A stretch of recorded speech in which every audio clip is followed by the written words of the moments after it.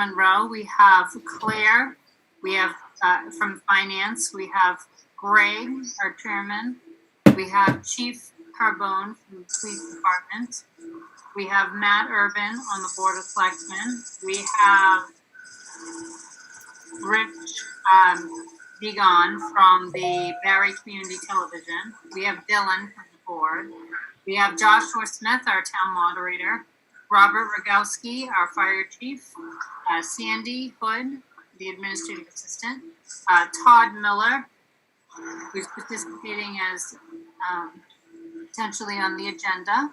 We also have Brian from Camp Colebrook, the new manager. We have Sam Lipson, one of our residents. We have Chris Higgins from High Hawk, Jen Feely, also from Camp Colebrook from the New York office. We have Neil Anders, one of our residents, and then Brian from Camp Colebrook as the manager's on a second line as well. Very good, thank you. Well, we do allow for our public comment for the first opening period of this. This is an opportunity for folks not to address agenda items for this evening, but if you have something you want to call to the board's attention briefly, I would entertain those now. If you could raise your hand and indicate so that Heather can see you wish to talk. We give you a minute.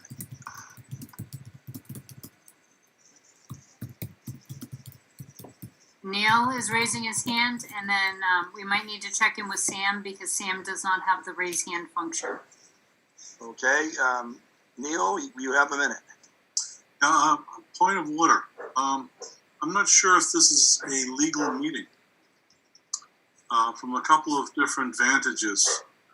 Firstly, it does not have open access to let I know who is raising hands, and that you only can see that from your vantage, not from that of a citizen. So that is not a free and open exchange as I would view it, and therefore not in the context of what the governor has requested as electronically. Second piece is that the address to connect to this site appears, at least from my information that I got from an email from Heather's desk today, Heather Monroe's desk, that the wrong address was put out. So there, for those two reasons, I believe this meeting is on bad footing. Okay, understood. We appreciate your input. As far as the notifications and style of the meeting, the governor has allowed that these meetings could actually even be done in private and then posted to the public after the fact. We've gone to great lengths to make sure we can include the public to the extent, to the best of our ability, and we continue to do so. If there was a miscommunique in the meeting, I do see that she's had corrected it here. Has it been corrected publicly, Heather, otherwise? Yes, it has. So as soon as I noticed, I updated my town government, so anyone who gets their information there would have the most updated info. Anyone who I knew had an interest in attending the meeting this evening, I sent them a direct email. And the two residents who frequently attend our meetings, both Neil and Sam, I personally emailed a updated link to because I know they often have an interest in attending. I'm satisfied with that effort. I think, we are making every effort to, get this as public and transparent as we can, especially given the COVID situations. And I'm hoping that it won't be too long before we can get back to normal. I appreciate that. But if we have to give 72 hours notice to a location and then have a meeting at a different location when we were physically meeting, that would be a legal move in the backfield, and you'd be called for yardage on that one. And that the fact that I sit here, yeah, it's great this time that we acknowledge all those others on the phone or on the Zoom or on the phone. But if one of them raises their hand and wants to be acknowledged or ask a question, I cannot see that, and I don't see that as an open forum. And that is according to, I just reread what the governor posted, and he wanted it to be participatory. And I don't see that is flying straight and true in the form of participation when you cannot see who you're talking to or whoever may be raising their hand. Because all of those functions are strictly on your end and not here. I don't believe that's open and fair. Understood. I think you've had your full minute. Thank you for participation, Neil. I would Does like an anybody answer. else have anything like they would an like answer. to Heather, please take him off mic now. He's had his minute. Does anybody else want to comment on the open period? So Greg, it also, so it have Sam, I can unmute Sam if that's okay. And then we also have a number here that just tuned in, 53418. So I'll go to Sam first. Okay. Sam, I think you're unmuted. Thank you very much. I'm trying to just bring to the attention of the town and the select people is that I've seen, and this is directed to Dylan Clark specifically. I know, Dylan, that you've been a select person for some time, yet regularly, Matt Irvin always says, do you have anything else to say, Dylan? Or do you have something to say, Dylan? And sometimes you comment and sometimes you don't comment. So I think it's about time, since you've been a selectman for as long as you've been a selectman, that if you do not have any original thoughts and have to be prompted regularly by the other selectmen, maybe you should think about whether you want to continue to be a selectman. And if you do have original thoughts, you should not be needed to be prompted by someone else. You should raise your hand, you should comment, you should interject, but not wait and sit in the corner until somebody asks you to speak. And by doing so, what you're doing is you're only using 2/3 of the selectmen and not 3/3. So I would hope, Dylan, that this is constructive criticism. Sam, so I'm going to cut you off. I would hope Please you would mute say his mic, something please. and do. He's had his minute. Thank you, Sam. That was your minute. I'll give Dylan. Of course, that was. If you'd like to respond, feel free. If not, we'll move on. I'm somebody who is inclined to speak when I'm sure of what I'm about to say. I don't like to flap my gums unless I can stand by what I'm going to put forward, especially before the public. So if I'm a little bit more reserved than Sam or some others might like, then that's just my style, and it's not intended to be. It's not intended to hide anything. I want to make that very clear. So thank you for the suggestion, Sam. Greg, did you want me to go to 3418 and see if whoever that is would like to speak? You could ask if they had anything they wanted for the open comment. Sure. 3418, I'm not sure who this is, but I just unmuted you. Hi, Heather. This is Ellen. Oh, hi, Ellen. You're hiding out incognito. Okay. Yep. All right, Ellen. You don't have anything to add for public comment this time, do you? Not at this time, no. Okay, Thank you. excellent. Thanks. All right, then let's get right into this fun agenda. We'll start off with, or should I jump around? Now we'll start. We'll go ahead and go down the order. Let's start with Josh. The moderator and the town clerk, since they're both on here, and we have to discuss the quorum reduction in the town meeting in general. So, want me to start, Heather? Sure. So what they did is, given that people are concerned that in the context of COVID, people might not want to show up at town meeting, the legislature passed a law that applies only during this particular state of emergency that gives boards of selectmen, with the approval of the town moderator, the power to lower their quorum. And the lower limit would be 10%. So Barre, with a quorum of 50, could in principle lower our quorum as low as 5. I think the suggestion on the table that Heather gave me this morning was that they're thinking 25 would be a reasonable proposal. I'm certainly okay with that. Actually, I'm okay with any quorum reduction that you guys feel like. I'm not too concerned that we're going to have trouble making quorum, but I would hate to have to go to all the trouble of setting up for this outdoor town meeting and then not be able to have it because we didn't have enough people there. Or to have to try and drag some people over to town meeting, as has sometimes happened in the past, and force everybody to stay in what, you know, is a potentially hazardous situation longer than is necessary. So lowering the quorum strikes me as prudent. I don't think that there's a really big risk that we're not going to get a big, enough turnout to meet a 50-person quorum. But I don't see any harm in lowering it just in case. Alan, do you have any input to that, what the actual quorum number is we have on a regular meeting now? I would recommend, I think I would recommend to reduce the quorum. I would not go anything less than 25. I think 25 is a good number, but I wouldn't go any lower than 25. It will still allow us to continue our business and to get the meeting. Just if by chance we only get, 48 people, I'd hate to have to continue.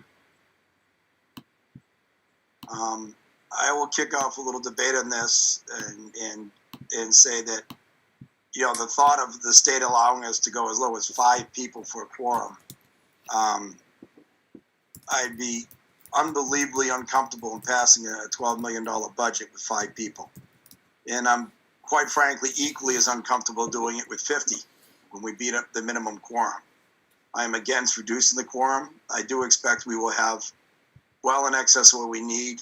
I did get to watch other towns have done this now, and they're having good turnouts, partly because it's outside and people are comfortable. If we have the good weather, I think we're going to have the people, and I would prefer not to put our entire budget down to reduced number, especially when you do get a reduced number. You're probably going to get all, people that have, I don't know, maybe they all have a certain mind that they're trying to push a certain item through or manipulate it. I worry about that with the low number, manipulation of the budget. And I would much rather see it stay at the minimum quorum. So, Matt, your take? Okay, I wanted to make sure I unmuted myself. I generally agree. I'm not a fan of reducing the quorum, but I also understand the potential benefit of not wanting to repeat an annual town meeting, assuming that only 48 people showed up. But secondary to that, I am curious, based on the executive order that came out regarding this, Section 7, Part B, says the Select Board or Board of Selectmen shall publish notice of its intention to consider an adjustment of town meeting quorum requirements under this section, not less than 7 days. We did So that. at what point we did publish this 7 days ago? Last Monday, Matt, earlier in the day, I actually had a meeting with Joshua and Ellen, and I went into my town government and I did post it. That was the only item initially on the agenda, was that, with the rest of the agenda to be determined. And I For the can, purpose. And that Making answers sure it complies. publish versus just putting it on agenda. In other words, it didn't have to go in the newspaper. no, it Okay, just, I just wanted to make sure I understood what published meant. Because otherwise, we wouldn't have had enough days to do it if we started today. Because then it's 10 more days for the clerk to wait to tell the Attorney General, and Yep. you had 17 to 15 and you're at 32, so you're into July before she could do that. Yeah, as soon as the legislation came out that Friday, we had it up that Monday just in case. Okay. I just wanted to make sure, again, didn't want to miss a formality that pushed us out just by 2 days. All right, Dylan, do you want to have a little input on this now? 50 seems like a reasonable amount, but if there's concern, if we got 48 people, we don't want that either. So would reducing it to maybe 40 be a little bit more of a suitable compromise, would you say, Craig? As I said, I think 50 is too low a number. I think for our annual town meeting, this isn't special town when we're trying to, buy a couple things off warrant articles. This is $12 million budget, and I would hope to have a larger participation. And we normally do. We normally have a couple hundred people at town meeting. And then if we do suffer attendance because of these COVID concerns, which I don't think we will, I think we'll meet the quorum easily.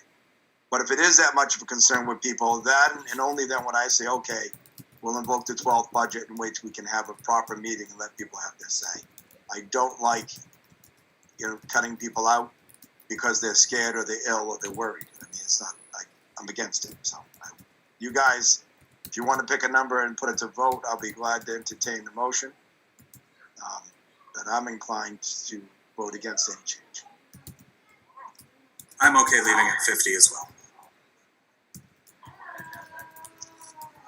All right, then, do we have any more discussion? Anybody want to have any more input on this before we move on? The only question I just wanted to verify on this is the setup of outside. Is there any? That's coming up. No, right, but it kind of relates to quorum too, because depending on rain dates or any potential tent setup for people to be actually participating in the meeting but not getting rained on, that could affect quorum, and June 30th is our last day to officially pass this without going into the 1/12 budget process. And it may only be a week, if I'm correct, because Josh can just push it to whatever day he believes is reasonable. Correct? You can reschedule based on weather? No, well, We have a rain date. yeah, The we have next a day. rain date, which is the following day, July 1st, same time, same place.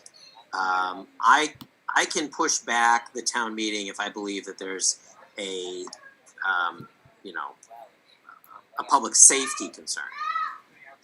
Frankly, rain is not a public safety concern. So if It's not if everybody's outside at night?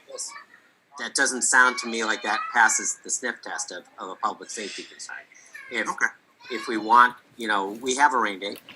And if it's going to rain on the 1st as well, I guess we'll have to decide what we're going to do about that. But the idea of using a 10A exclusion where I could say it's not safe to have a meeting, we need to push it back, and I can push it back up to 30 days. That was originally designed for there's a hurricane and nobody can get there. And it's being applied to there's a COVID crisis and it's dangerous to have a meeting inside. So, it gets pretty tender to try and say, well, it's raining. Maybe we could, if it comes to that and it's raining again on the 1st, maybe we try and improvise in some way. I just don't know what that way would be. I don't think a tent is realistic. I've been watching the moderators list. The prices that these towns are paying to have tents for their outdoor meetings on football fields are astronomical. They're up there with what you're asking for a police car, and I just cannot see Barre doing that. So I think if it's going to be outside, it's going to have to be good weather. Or doing what I think is Rutland is going to try and actually do it in their cars. I don't know how that's going to work. Okay. Well, from my position, I appreciate the recommendation, but I also don't necessarily support reducing the quorum. So we'll just have to hope people show up, and if they don't, then lack of quorum forces us to reschedule anyway. As I believe we're intending to do vote by paddle instead of by voice. So certainly if we did have people in cars, we could extend the paddle out the car and the moderator can make a decision. And if he can't, then we can go count. So, I would say we can watch the weather. If it's going to be drizzly one day and pouring the next, then maybe we'd go ahead and try to have in the drizzle and get our budget passed. If we pass the budget, I believe we can defer other items. There was a protocol in there to defer items we can't finish to a later date, as long as we get the budget passed, I believe. Am I correct, Josh? Well, in general, the town meeting has the power to defer action on anything they want. There's nothing special about this. Obviously, the intention would be to get the budget passed so that you don't have to go into a 1/12. There's almost nothing on the warrant that isn't budget. There's 2 capital items. So I'm hoping this is gonna be an hour-long town meeting. Maybe an hour and a half. I'm hoping for even less. Yeah, I want That to would get be this. That would be fantastic. And if that's the case, we could deal with minor to moderate inclement weather. And we'll make that decision if and when we have to on the 30th. But let's move on. That brings us into part 2 of this, is the annual town meeting protocol. Ellen or Josh, who would rather explain what we're gonna do? Because people are gonna wanna know what we're doing for, how we're tallying, keeping track of people and getting them and how they're gonna vote and everything else. Well, Where did this list come from? I'm sorry? I said, because we have this list in front of us, and I'm wondering, whoever generated this might want to go through it. I don't know who generated this So, outline. Ellen, I can start if you'd like. Okay. And then you can fill in anything that I'm leaving out. So the document the select board is referencing is the details and protocols. So we actually got this as a drafted template from, Josh was kind enough to send it. I believe we had one version from Orange, Mass, and one version from North Andover. So we took a look at the documents and we tried to kind of use them as the model to figure out the information. Joshua, Ellen, and myself have been meeting on Could we stop and pause for a sec? Sure. I'm hearing people cannot see this via YouTube, or So something if they through can't, the Zoom link. I had someone say they tried the Zoom link and they can't see the video, like they're locked out. okay, they're probably trying to get into the Zoom meeting, is what they're probably trying to do. So hang on one second. So we lock our meeting after about 15 minutes to protect from having spam. So I'll unlock and I'll pay close attention. If anyone does not have this and cannot see it and you're at home, I did upload the entire agenda packet with all the public information. It's in 3 parts on my town government's website. So anyone at home can pull this up and take a look and follow along with us. We are currently in part 1. There are 3 parts because there's over 230 sheets of paper for this evening. And my town government, Joshua, is wonderful, but it does not appear to allow me to upload such a large document. So I had to break it in pieces. So that being said, so for those who are following along or those who wish to look at the document I'm currently going through is the one that says Town of Barre Annual Town Meeting, June 30th. It's approximately page 27 of the first part, details and protocols. So this is the document I'm talking about. If the board is on board with this later, we'll actually put it on the website, Facebook, and get it disseminated to everyone we can so they have the information. So you just give a little overview and say, we're looking at doing the annual town meeting at the Quabbin Regional High School out in the side parking lot. So when you enter in the main entrance to the high school, you head up towards the school and you bang a right and head down towards those parking lots there by where the track is. And that will be the parking area. There's about 106 spaces for vehicles that we will be having folks assist us with getting people to park there. And from that, you will head over towards the school. And Ellen has a plan on how she's going to set everything up so people know where the check-in is. So we're going to be utilizing the little tablets that we use, the poll pads that she often uses for various elections. So we can get people checked in efficiently. We'll have social distancing signs up and some arrows to help folks keep distance. There will be information there. We will be handing out bags, wearing masks and gloves to every voter, which will have your packet of materials. So you'll have your town report, you'll have your information on the warrant, you'll have your secret ballot rip-off sheets just in case we need them. You will have, instead of doing paddles, Greg, the one thing we didn't update on this, we weren't able to borrow some from another community, but we did try to get a little bit creative, so we'll adjust this. It will actually be colored index cards. There's 2 different vibrant fluorescent colors. Ellen, I'm sorry, I apologize, I don't remember what colors you mentioned earlier. Pink? They were pink and yellow. Pink and yellow. So at the beginning of the meeting, I'm sure Josh will announce which color is which is yes, which is no. And then, so once backing up to check-in, so there'll be a couple tables for people to go through. The first one, there'll be a volunteer there who will help squirt some hand sanitizer into everyone's hands so we can make sure everyone is good to go. The next table will be, I believe, the poll pads, and then the next check-in spot will just be the materials for the meeting. The seats will be spaciously separated. That will be done by the Quabbin Regional staff, facility staff. They'll be helping out that day.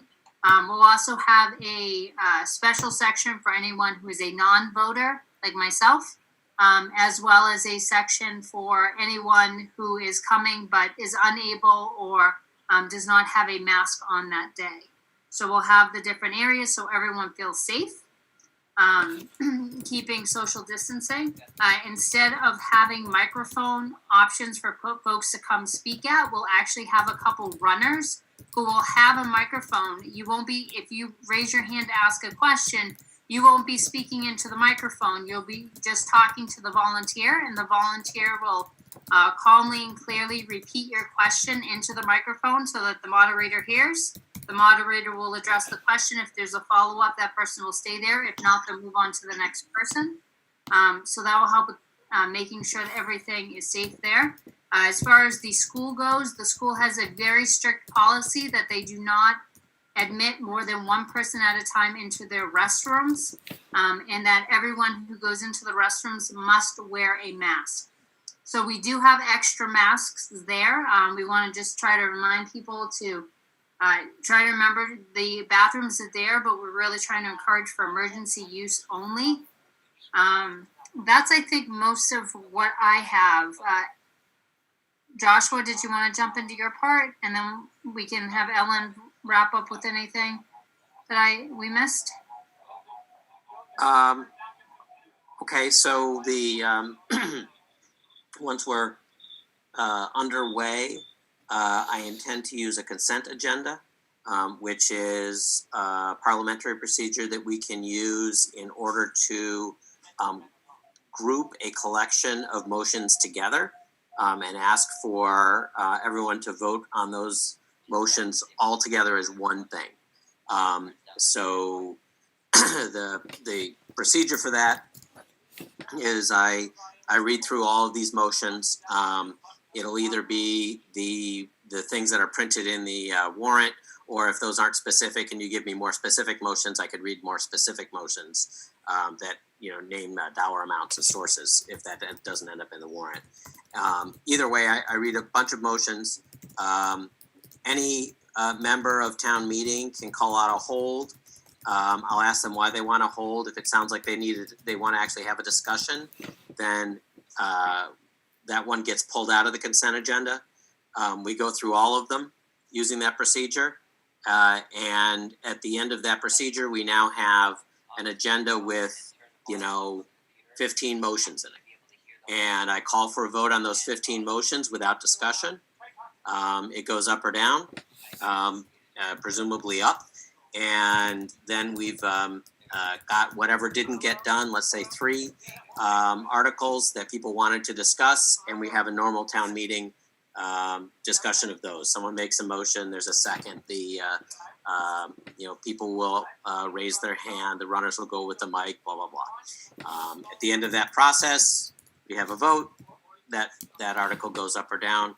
We do that for the remaining ones. So it's just a way of speeding up the stuff that doesn't really need discussion.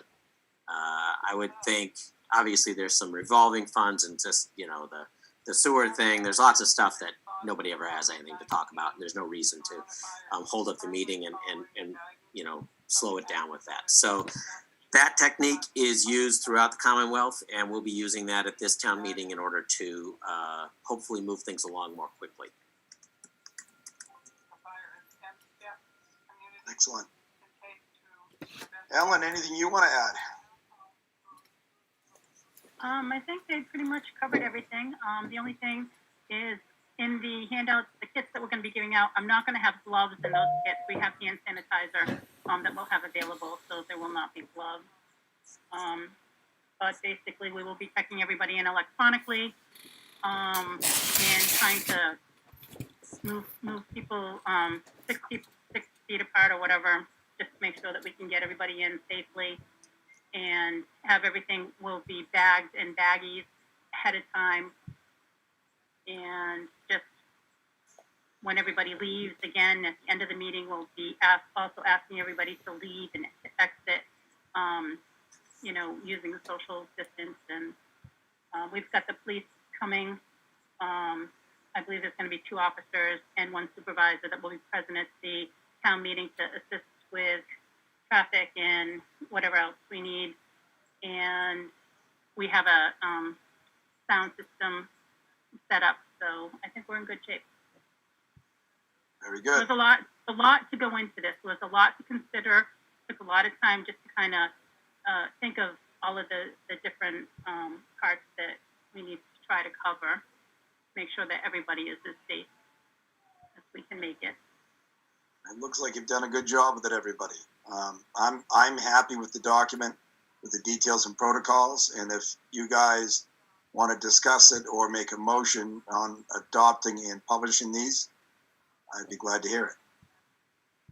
I'm very happy with what I see in this document. Heather, Ellen, and Joshua all put a lot of work into this. I'm sure the chiefs did as well. So this all looks really good to me. I have no further comment on it. Matt? I make a motion to accept and publish the details and protocols based on, I believe, the revision Ellen mentioned about removing the reference to gloves and hand sanitizer in the package. But the general concept, I make a motion to publish the general concept, minor revisions acceptable. I'll second that motion. Having a motion and a second, I'll give one last opportunity for any more comment. Hearing none, I'll call for a vote. All those in favor? Dylan Clark, yes. Matt Urban, yes. Greg O'Sullivan, yes. So that carries unanimous. Thank you, you. everyone, for the work on that. We look forward to getting to it. Our next topic will be the Finance Committee. Claire, do you want to go over these things to review with us? Or Heather, are you still there? Sure. Well, what I don't cover, Heather can fill in. So for those at home, the document we've moved on to is page 30, about 33, 34.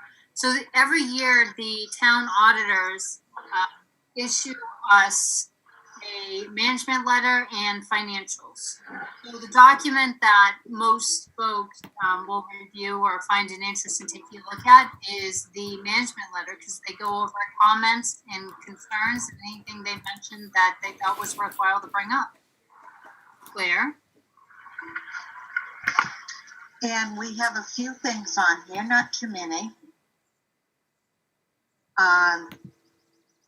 They were a little concerned on the receivable reconciliations and write-offs, which they're working on to make sure.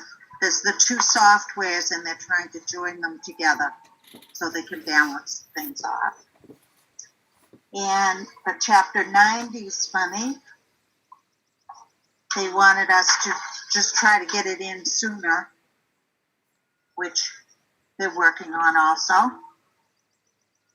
And they would like to see them on a quarterly basis.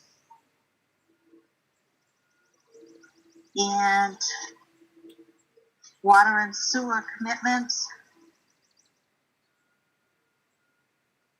They recommended to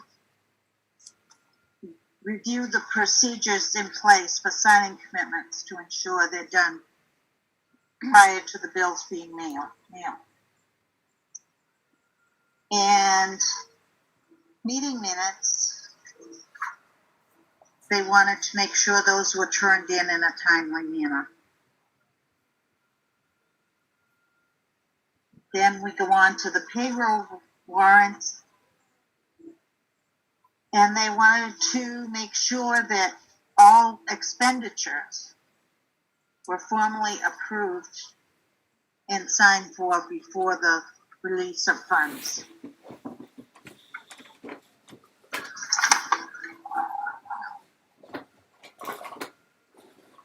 The cash account reconciliations is the same, kind of reconcile the treasurer's cash book to the general ledger, and with the new software, they're having to adapt how to go through it. And it's been partially resolved. The fraud risk assessment is vulnerability to misappropriation of assets, which they're suggesting that the town hasn't completed some of the software that they've had. They have to get the assets listed. They bought the software to get them. So the other part on this, Claire, just to add in a little bit. Yeah. So the fraud risk assessment is something that the auditors recommend in pretty much every municipality. It's an opportunity to regularly look at each of the departments and their processes and procedures and look at potential opportunities where fraud could happen. This goes, in some places where they have transfer stations that still accept cash. They look at how frequently people turn funds over to the treasurer's office. They look at other opportunities and so forth. There's generally standard risk assessment processes and policies out there that municipalities can use. But given the fact that a lot of the small municipalities have all had at least one example of a major theft of the town through an employee over the past several years, they really harp on this one. It's really important for municipalities to go back and kind of take a look and work with all the departments, do some education, and also just do an internal assessment to see if there's opportunities that they may not realize that they need to tighten up.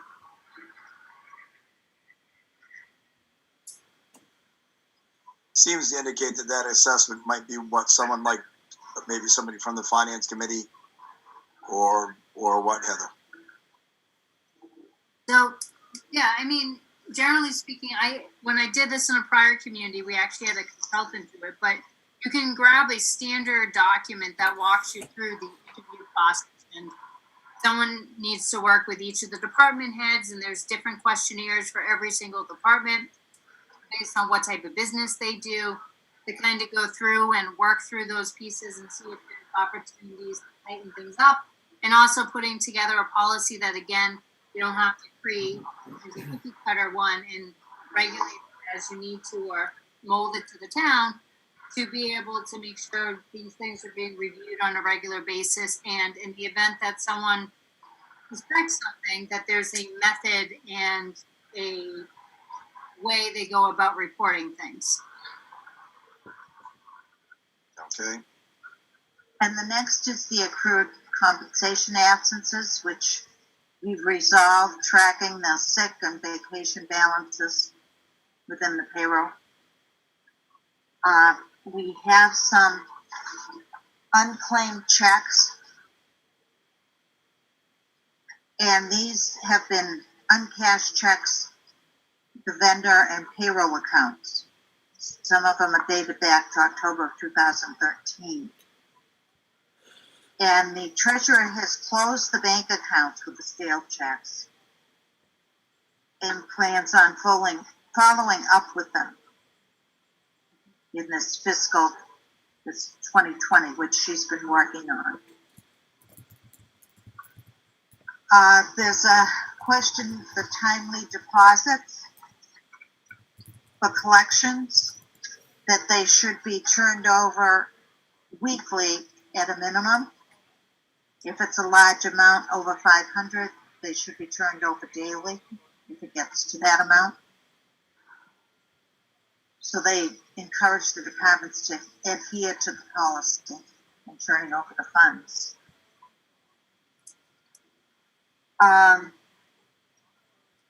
withholding account reconciliations. This has been resolved. It was the lack of timing. And then the capital asset accounting, we bought software for this, but the assets haven't been put into the system yet. So they would like us to implement the policies and procedures to ensure the proper accounting for the capital assets. And that was the management letter. So we have some things to work on this year. Do overall not bad. No, You know, the fraud risk, given the history of the town, is something we need to take seriously and get some sort of internal, checks or audits going. I think we owe that to everyone in town after the issues we had in the past. And I think it sounds like the new software we have is going to fix a lot of these things, like the capital tracing and the daily accountability and balancing of the books. So looking forward to seeing those things up and running and in full use. I think it's going to take care of a lot of this. So I'm pleased with that. And Heather, do you have anything else you want to add before we move on? Okay. Next one is FY20 revenues and expenses.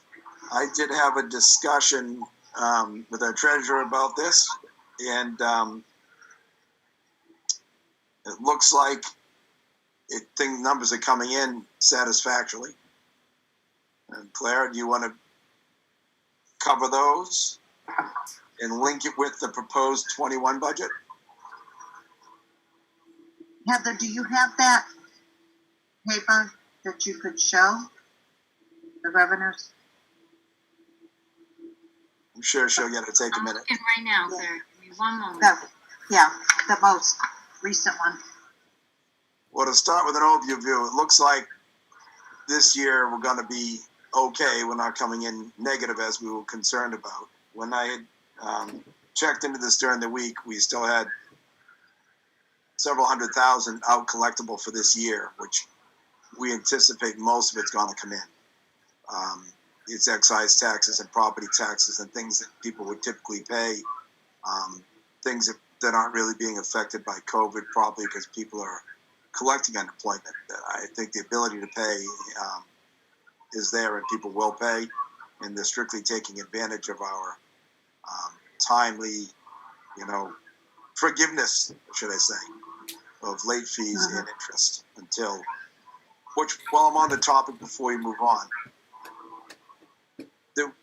this board agreed that people could make their payments prior to June 30th without penalty or interest. I've been asked to clarify that. Prior to means by the 29th of June. If payments are received on the 30th of June, they will incur full late fees and interest up to that point.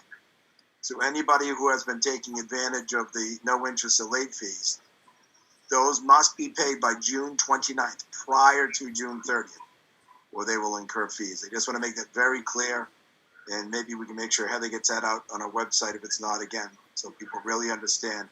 I hate to see someone taking advantage of the time and miss by a day, and then get hit with 3 months interest and late fees. That being said, back to this year's numbers, if Heather's ready. I need about 30 more seconds. I'm almost there. I had to pull up the file.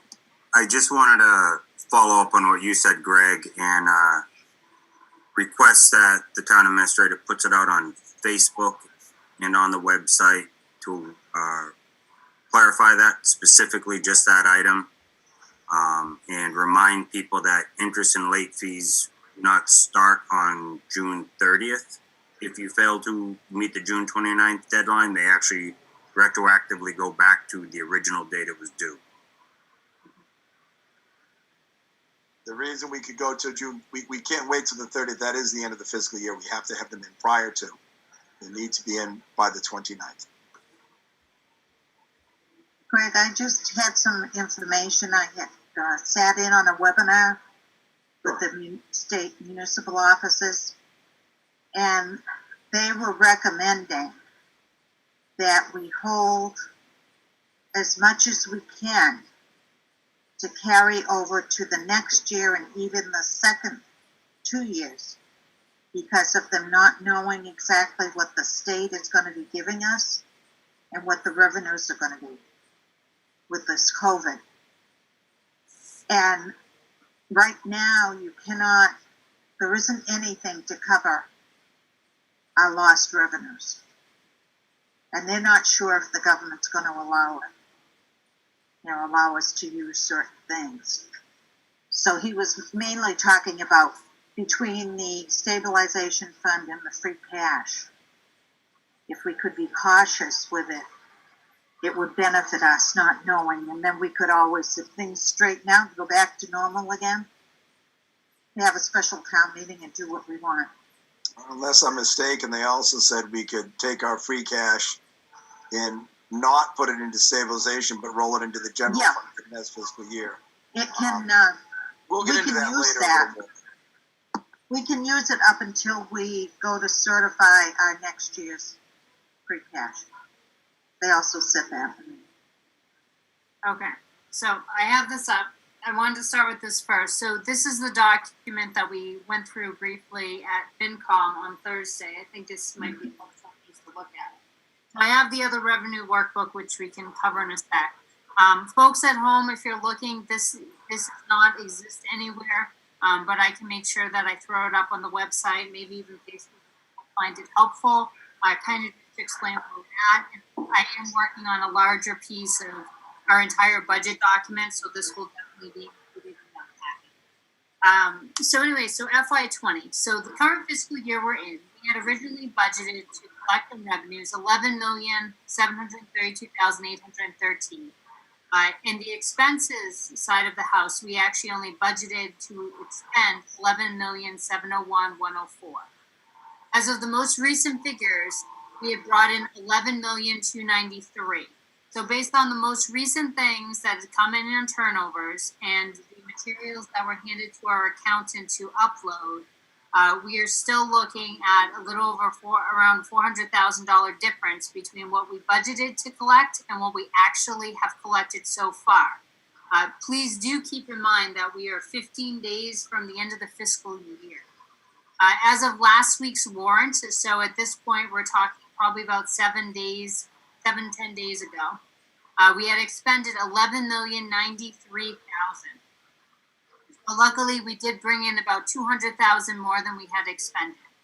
On the budgeted side, so you see the revenues, we had about $31,000 left on the table from what we expected to collect and what we actually appropriated to spend. Year to date, we were about $199,000 to the positive, having more revenues than expenses based on these reports. And then FY20 overall, we anticipate, and I'll go down below, pulling in a conservative $11.5 million, and still expending about $11.6, which would end up putting us at about $99K in the hole. So let me explain why we think this. And remember that any of these things are unknown. This is just our conservative assessment of the situation based on what we know and past trends. So on the revenue side for tax collections, we currently have $353,000 that has not been collected in the property taxes to date.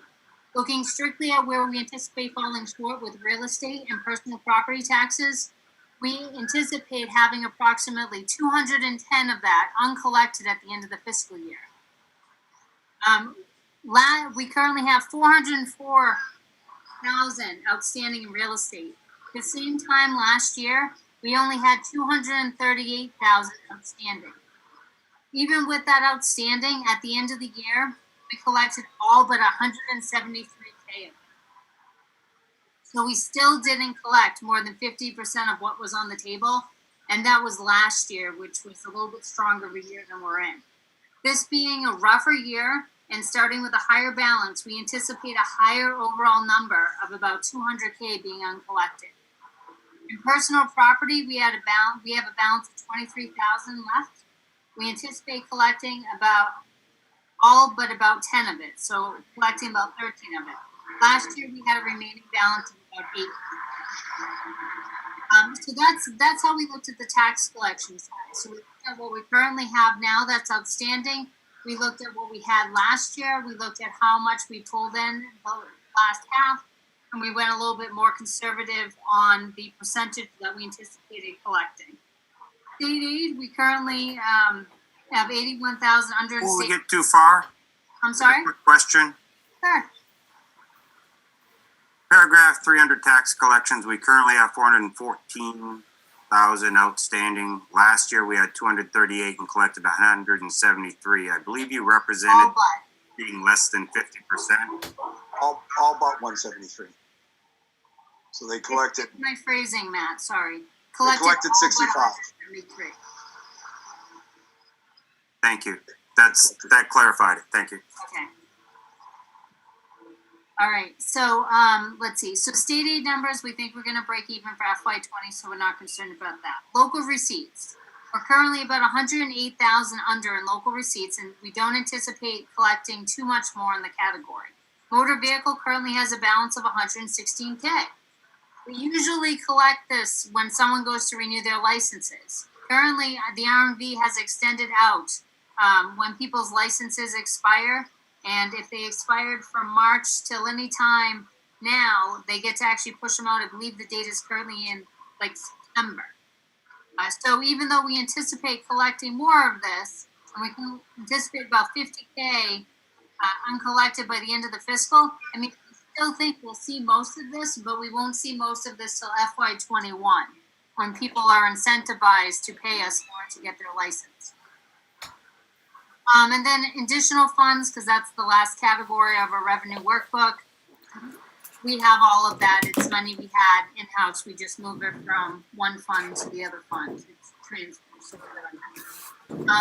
Expense-wise, we know we have at least 40K that we're not going to spend for the Quabbin Regional School Assessment. So for those who may recall, we had a annual town meeting last year, and the town of Barre voted the assessment for the Quabbin Regional School District. Other municipalities in the district did not approve, and Quabbin had to reduce their assessment to the municipalities as a result and get that approved. The assessment that ultimately was approved by the other community was lower than what we originally approved and appropriated. We did not have a special town meeting to go back and fix it, so we've spent everything we're going to spend for Quabbin at this time, and we have 40K approximately on the table that we didn't use for that. So that will help with any uncollected revenues or potentially even, year-end line trend, whatever we have. So that's where we are with those pieces. Lastly here, the revenue book. Can everyone see this? And did it switch to my revenue sheet? I want to stop for 1 second, Heather, and go back to that. So Sure. I've added up what the shortfalls are compared to last year. We're expecting to be $79,000 more outstanding than we are in a normal year. And we're expecting 40,000 back from the school. So all in all, it looks like we're only about $39,000 short of where we would have been without COVID. So for this year, I think we did okay on it. I just want to point out those numbers. Yeah, we're $27,000 projected difference on the uncollectibles and the property tax. The motor vehicles, 50,000, and then we get 40 back from the school. All in all, not bad. We were worried about $100,000 to $200,000 shortfall when we curtailed spending in town. And really, these numbers aren't nearly as bad as we worried they could be. And I'm happy to see it. Go ahead. Okay, so the revenue workbook, this is just what we just went over. We've been going over this at FinCom for, I think, every single time we've met in the month of May and June. So this is just where we're at year to date, just gives you the same numbers. So this is just more of the detailed pieces from what we budgeted in the column C to what we actually collected in column E. And again, this will show up when we put together the budget packet. So people will have a more in-depth look if they'd like. Any more questions on that? How does the prior year levy limit increase from a budget to a year to date? So these two things, C and E, Matt, are the same piece. What ends up happening with property tax levies, because it's built with various components and calculations, it essentially is how much taxes are we collecting. So year to date, what we've collected for taxes that count as part of the property tax levy, so whether it's the regular bills or if we've had debt exclusions, all of that's added into that one number of the 8.2, or supplemental taxes. So all of that's there. We can't divide up how much we collected from prior year levy limit to 2.5% increase. We can't divide it up that way. It's impossible. But what we can do is say, so when you see this number here, Matt, I'm not saying that the prior year levy limit of year to date is 8.2. I'm saying that all of these cells together are 8.2, if that makes more sense that way. Okay, so you're going from our levy total actually reduced by 350,000. Yeah, From budgeted to year to date. Yeah, because year to date, this is the amount of money we pulled in between real estate taxes and supplemental taxes.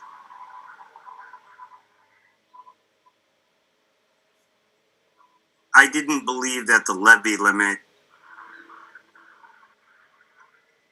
I thought the levy limit wasn't based on actual taxes received. It was based on the level you set expectations, because it's the baseline on which your 2.5 growth is off of for the following year. So what we're saying it's here, the maximum you can tax your people without a 2.5 proposition override. Yes. So this property tax levy section. So this is how much we said. We did all the math. We calculated out last year, and we said, okay, we can tax this amount of money. So this is the amount of money that we've sent out essentially in real estate and supplemental taxes this year. Supplemental sometimes a little bit more because it has to do with new growth. But real estate taxes. This right here, this cell, E4 through 11, this is how much we've collected to date on real estate taxes and supplemental. So Okay, gotcha. 8.6 and we've collected 8.2. Thank you.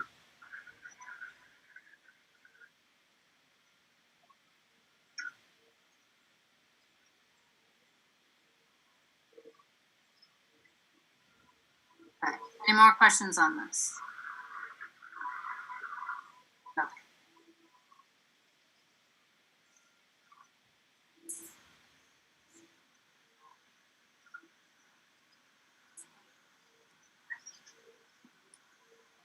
So Now, the next is the FY21 proposed budget. Yes. We're gonna meet Thursday night and gonna finalize that. What we've voted on and decided. Some of it we have, we're still haven't voted on the school number yet. Sheila's coming into the meeting Thursday night to talk to. So we'll have final numbers after that. Okay. We're going to need to post the warrant, but that doesn't mean the omnibus has to be specifically by numbers in the warrant, just the slot for it, if I'm correct. Is that right, Heather? It is. We also have a few more days on the warrant. My recommendation is to look at the draft this evening, make sure it contains all of the articles and no more than what the board would like. And then the FinCom does meet on Thursday. It might be helpful to let them meet first and have their recommendations to the select board, and then the select board, if everyone would be available, meet briefly on Friday during the day or maybe early in the afternoon on Monday to get it out to Ellen so that she can have it posted in time for Tuesday. I'd rather stick with Thursday evening if you guys are okay with that. Once again, I hate to put stuff off to the 11th hour. Well, FinCom meets on Thursday night. What time Claire, do you guys usually get done? 6:30. Oh, it shouldn't be too long. I'm open to I'm up to a 8:30. Friday meeting. We can do a Friday meeting if. When you guys available if we do Friday? I'm flexible on Friday. Friday's bad for me. I'm actually working at the job site for the full day, and it's a lot harder to step away for a laptop meeting. Right. It'd have to be after work for me to get involved. I hate to mess up Friday nights, but I'd rather do it Friday evening than wait till Monday if something happens in the glitch, the last day. Is that all right, Matt, if we go like 6:30 Friday? Yeah, and I might be able to skate out a little early, so I might be able to do it a little closer to 5 if I go in early. But Well, I just couldn't hit a midday or mid-afternoon thing. I want to pick a time you're comfortable with. I don't want to say we shoot for 5, then you're not here, and we wind up doing it without you, and you don't get to participate. You know what I mean? Yeah, so let's just say anything after 5:30 I can commit. All right. Dylan, 5:30 or 6, any preference? 5:30 sounds good to me. All right. Heather, 5:30 Friday. Okay. Let's plan on that. We'll get that posted. And now let's delve into the 21 proposed budget to this point. So I can show briefly what we have. I know Claire would like to wait for final recommendations until we get past on Thursday, but I just wanted to make sure that folks saw what we were working on here. I just need 1 second to open up the right doc. So for those, let's see.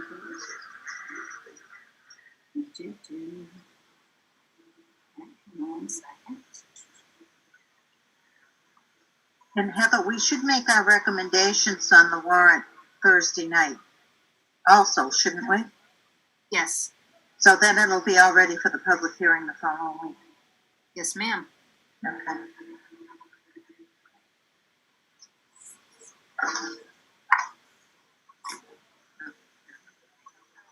Just searching for the right page. Okay.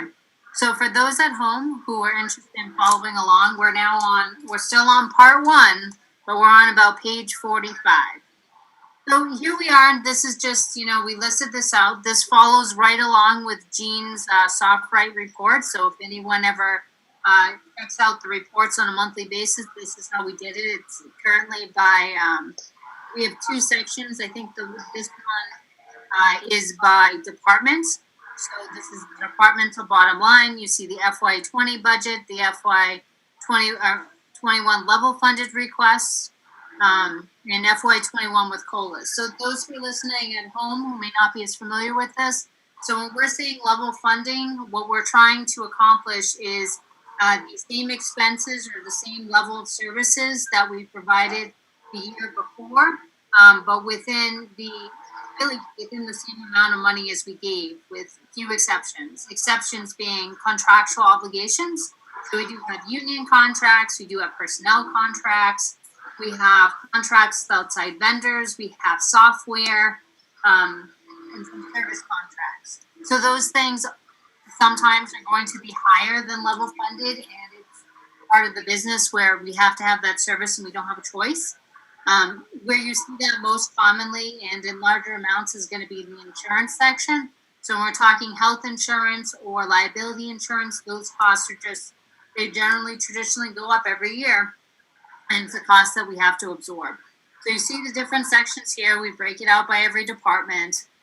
And then, anything that's new, we've kind of allocated why we broke it out and so forth. We do the subtotal. So based on the current calculations of where we are, and this is using, I don't think this is the most updated school number. So this is using school number that is level funded from last year for the Quabbin. So we didn't even add the original assessment number. But level funded would put us at having 140,000 still available to us to expend. And then with COLA would be 88,000 that we still have available. The reason I say We should have these. I've gone through these numbers with fine tooth comb, but everyone else is currently going through to make sure I didn't make any calculation errors or any Excel spreadsheet numbers that are incorrect, to make sure those numbers are correct at the bottom. We also wanted to take a look at these pieces to make sure we have a good plan. As Claire had previously said, we are looking to make sure that we are in good position for the next few years.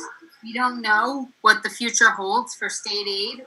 We also don't know what the future holds for the expenses sides of the schools. Depending on what happens in the fall, if they need to open and have to add in additional safeguards and costs, we don't know how much of that the federal or the state government will absorb, or how much will be an unfunded mandate. We don't know if there's going to be additional classes, hybrid schooling, or whatever it is. So we just want to make sure that we hold steady as much as we can. And also keep in mind that the current budget that's here on the sheet of paper does not include any increase to the Quabbin Regional.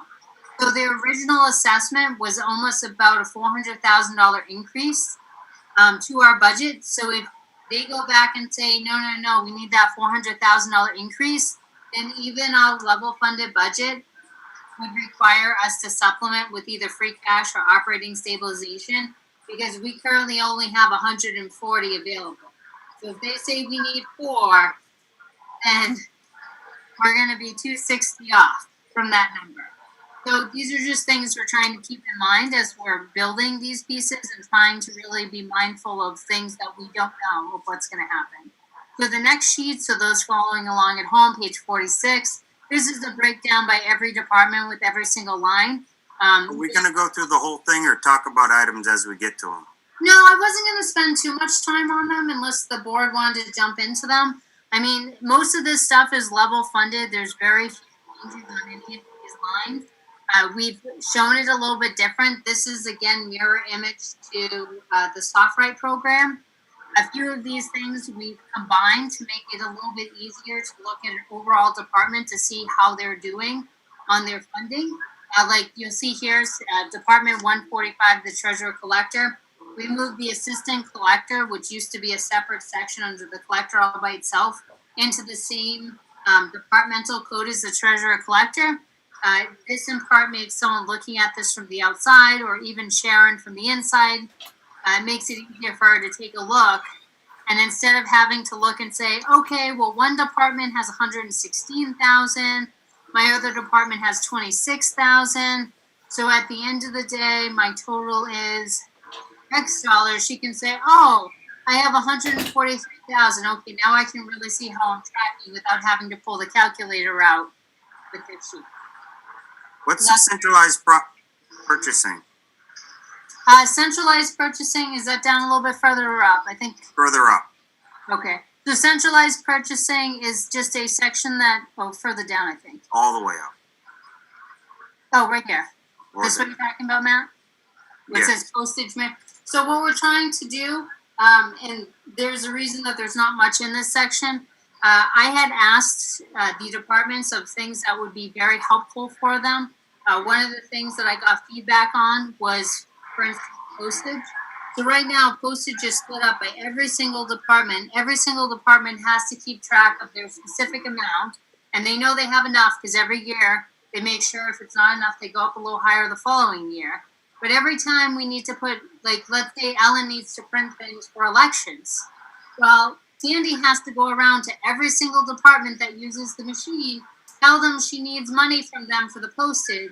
They then have to do a sheet, or Sandy has to do a sheet to Jean, the accountant, who needs to approve it, who once they approve it, then they have to do it as a invoice, and then they pay the vendor. So if we pay in the right cycle, we'll get the money back into the postage machine in time to be able to print the stuff for the elections, as opposed to simply having everyone's funds taken from their particular department for postage. You know, people are mindful in the postage piece and we make sure we have what we need, but Sandy can just make sure the postage machine is full, and it reduces hours upon hours of work for her and everybody else to hunt these pieces down and keep track of every 10 cents.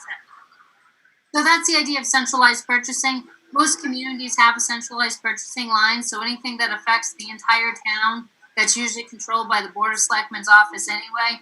This goes into this one department, so it's a lot easier to find. You don't have to scavenger hunt the entire budget to find how much.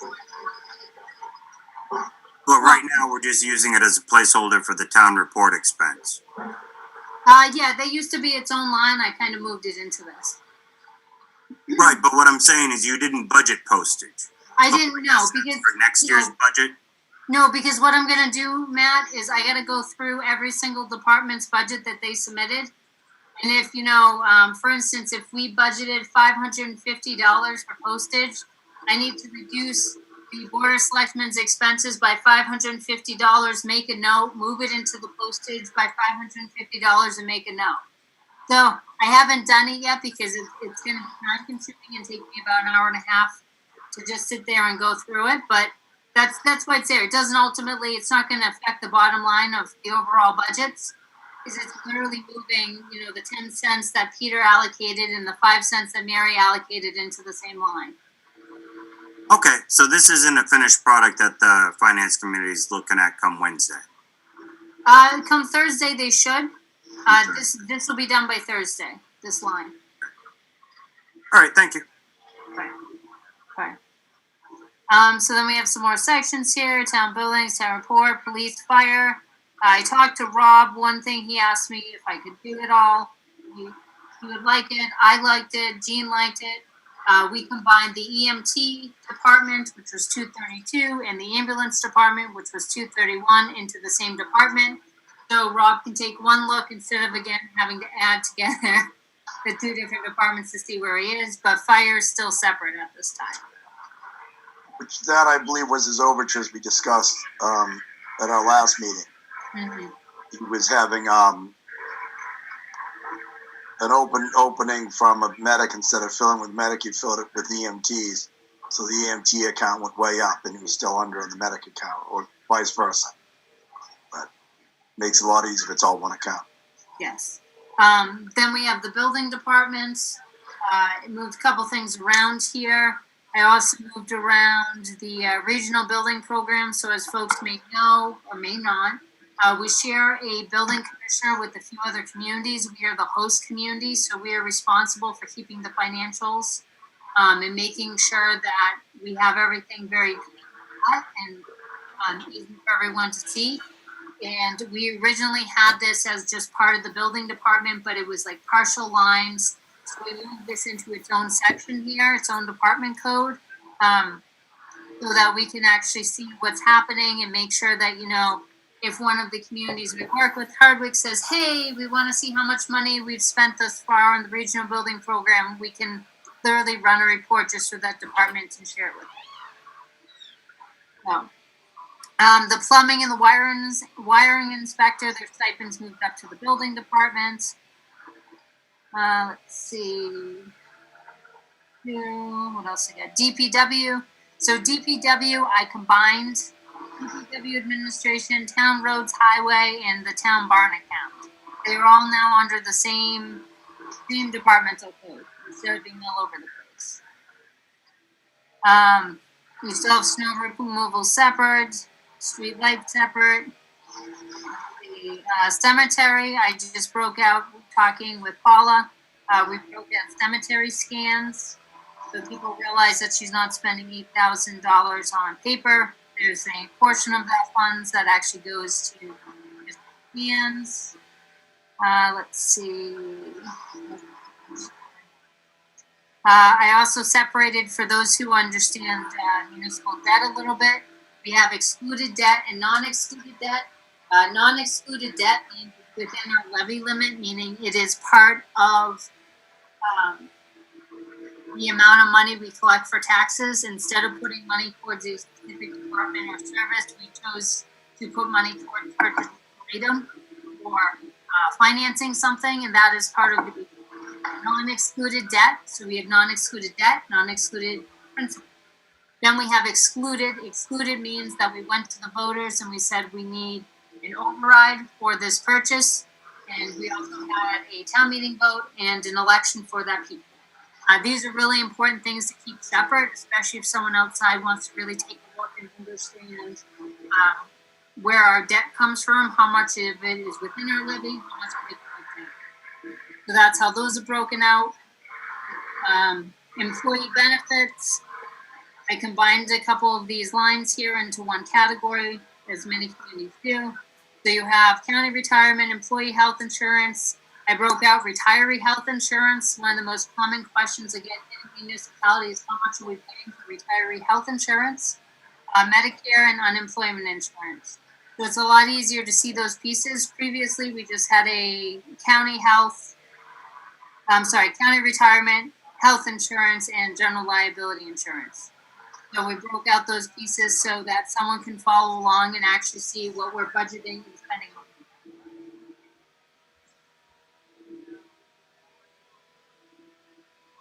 Now, retiree health insurance falls under the OPEB fund. No, I not, thought that was exactly what post-employment as far as I know, was. Matt, I could be very wrong on this, but most municipalities, I believe, were included. We pay for this out of our general fund. OPEB is essentially other post-employment benefits, where we are building a fund for those who are retiring in the future. So we're still covering our retirees out of our general fund budget. We're simply planning for the future and the additional liability when it grows to the point where we can't absorb it in our budget. So is the intent that the OPEB account become large enough that the interest can pay these annual retiree health insurance premiums?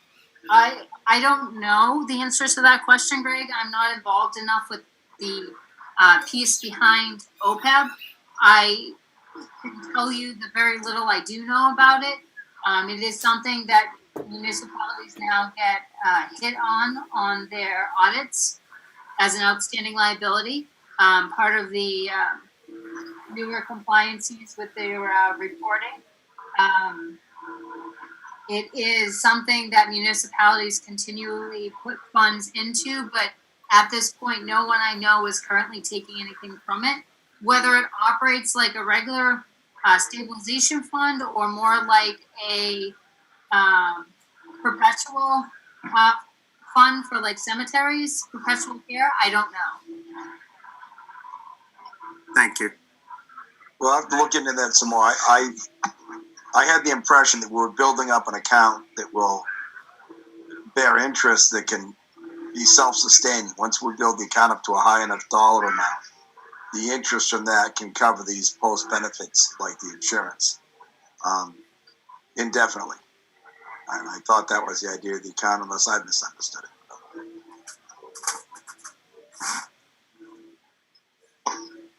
That's why we're adding at a certain pace the first year and trying to keep adding money to build it up to a certain amount.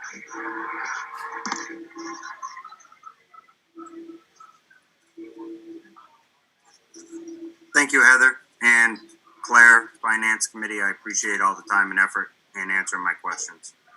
Dylan, do you have anything you want to add or talk about? But not at the moment. Not at the moment. No? All right.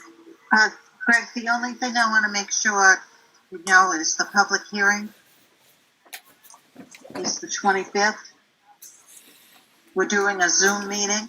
I've talked to Joshua about it. We want to get the word out, so hopefully people would sign into the Zoom meeting so that if there's any questions, they can ask them ahead of time and not have to ask them at the town meeting. So Right, we're so trying to get them out. To make sure everyone understands what Claire's talking about is every year before the town meeting, the Finance Committee presents the budget in full publicly. That's the opportunity for anyone in town that has interest in the budget, that wants to scrutinize or ask questions. We strongly encourage people to come then and ask questions, so we don't have these holdups on town meeting floor.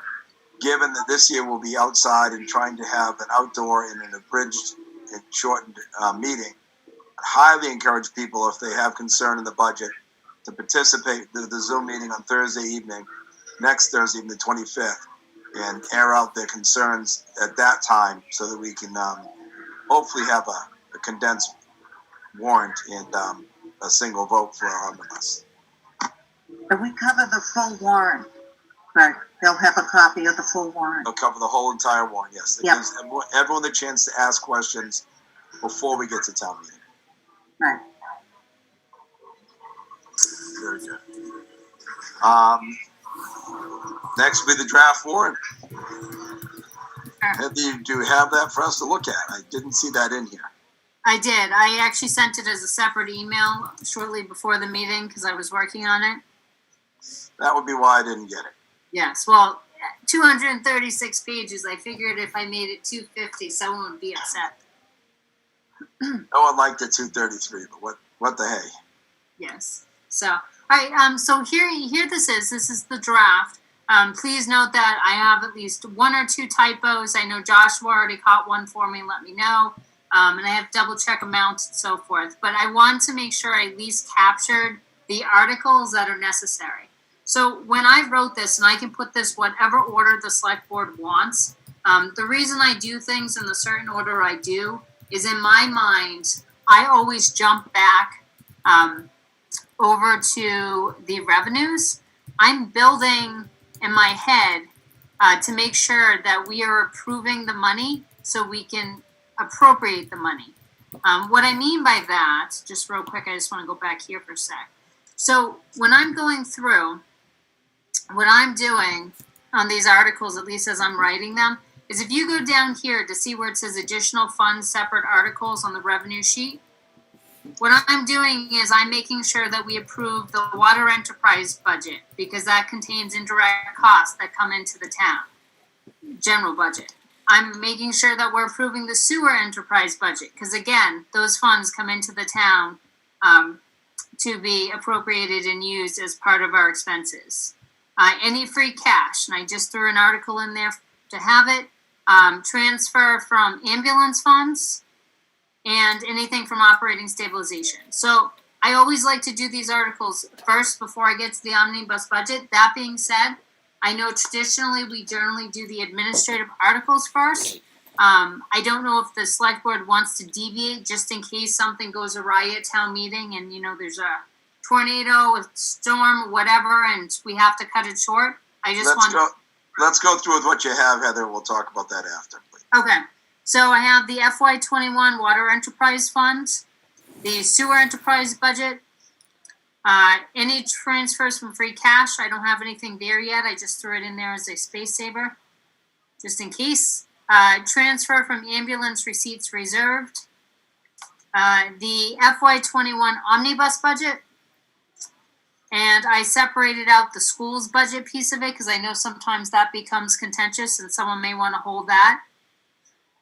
The Board of Assessors property valuations article, PEG access and cable related fund, revolving funds.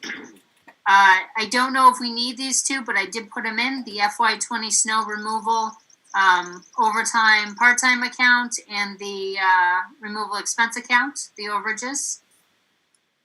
Wachusett Greenways, the capital request for the police cruiser, the capital request, so article number 14 here on my revised version, which I don't have here, would say to purchase and equip an ambulance. I did have a conversation earlier with Rob. He said the language there was very important because that gives them a little leeway on purchasing a couple of the pieces for the ambulance. Sometimes it's less expensive to buy it from a separate company than the company that provides the ambulance, all for the same cost. Capital request for Ruggles parking lot. I do know that down below it does not say Ruggles parking lot. It says new ambulance because I threw this in just in case. The Quabbin Regional has not discussed this yet. This was still one of two articles that were left on the capital request, and last time they were in, we did not get to that conversation, so I made sure we put it on so that we flag it. Let's see, the Board of Assessors article to appoint one of their assessors as the paid part-time position under Mass General Law. Chapter 90, Treasurer Collector borrowing, choose town officers, and reports from committees. I got some thoughts. Okay. Go ahead, Matt. Okay, thank you, Greg. What I'd like to do is first I'd like to go to the Board of Assessors property valuations.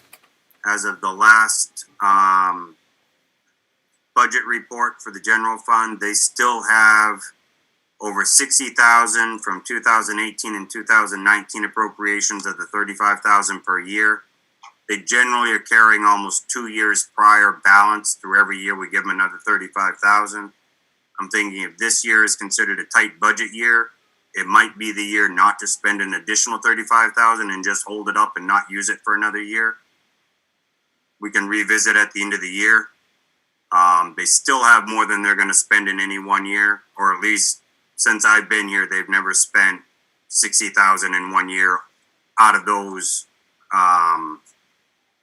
articles that have been previously approved. So I would suggest looking at that as the first thing you might pull back, or one of the first things you would pull back. I'm not against it because it's not a huge amount of money, but the Wachusett Greenways, $1,000. I like it, but again, if we're talking about we want to make sure we keep as much money in free cash as possible, that's just something worth debating. But again, I don't know if $1,000 is going to tip the scales either way, and I do like what it goes towards. And then lastly, the Board of Selectmen have mentioned in a couple meetings, I know Greg and I both have mentioned this, I don't see anything here with the recommendation that we had put in to put. I had asked for 100,000, but I could recognize if we wanted to go to 50,000, something towards helping us extend high-speed internet through the town, specifically areas that are underserved with cable access. Because in this town, that is our fastest internet option and most reliable, and we have certain areas that just can't have it.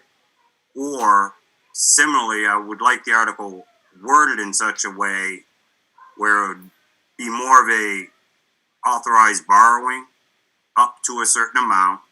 We borrow as we need to not only support potential partnerships with the cable company to help get this extended, or work with grants, or even for some people, even though cable's on the street, you live 300 feet off the street, cable's not giving you service for free. They're going to charge you, it could be up to $3,000 to connect.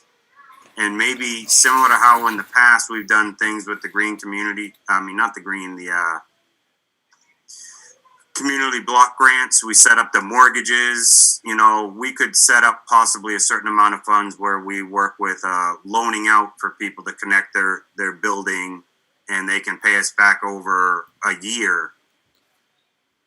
Something that maybe they couldn't put $3,000 up right away, but over a year they can pay it off in increments. Some process like that. That would require a little effort for us to make sure we get that all in a row, but getting the authorization to use funds for that purpose with the intent of extending internet, reliable internet to our community, I think is very important. And I don't understand why it's not on the warrant. I'd like to address all those things, Matt. First one, my only concern for the assessors' money, I seem to recall that we gave them money every year, but they do their full value revaluation every 3 years, and it builds up until they need it. And I just want to make sure that we don't short them if that's the case. You know what I mean? But otherwise, I agree. If we're putting excess in, why keep doing it? We'll keep that closer to where it needs to be. But I want to make sure that it isn't a case of we give them money in year 1 and year 2, then in year 3 they do their reevaluation of the home, so they go appraise everything in town again. That might be the case. The second portion you said was The Wachusett Greenways. the greenways. I agree. $1,000 isn't that much to keep to that. Then we both argued, especially when you look at how many people showed up against keeping those gates open for the quabbing. You know, the outdoors and the resource are huge to this area, and I very strongly feel that we keep that $1,000 in there. And the one thing I was going to address was that I still want the $100,000. If we can write it as $100,000 for the betterment of cable services for the town of Barre, to use the select board's discretion, that we will raise, appropriate, or borrow as need be. perhaps we can put all three in the language, but I think the 100,000 is a mark we need to commit to, or we've been discussing this, you and I, Matt, for 3 years that I've been on, probably you for 4.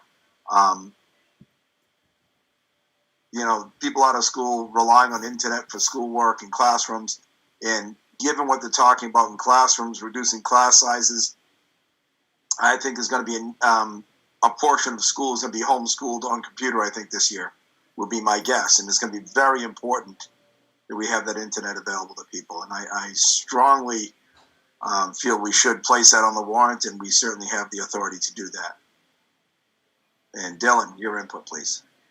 Yeah, same. I also feel like this should be an article. Internet access for people is no longer a luxury. A lot of people's incomes depend on having reliable, high-speed internet at home. So I strongly agree that we should have that article. And as for the what you said, greenways, I don't think that's worthy of a cut. I think it does make sense that our green spaces is one of our big economic drivers and a big part of our way of life. So I don't think that would be a good precedent cutting there. But internet access is very important, more and more every day. So I would entertain a motion to put Article 21 on this, if somebody wants to, for perhaps raise and appropriate. We can throw it all in here. We can amend the article on the floor as long as we get the place mark out there for cable upgrades, the town of Barre, to be used at the select board's discretion. And we can certainly defend it on the floor. And if people like it, they'll take it. If they don't, they won't. But I think we owe it to those in town that don't have cable to put this up there.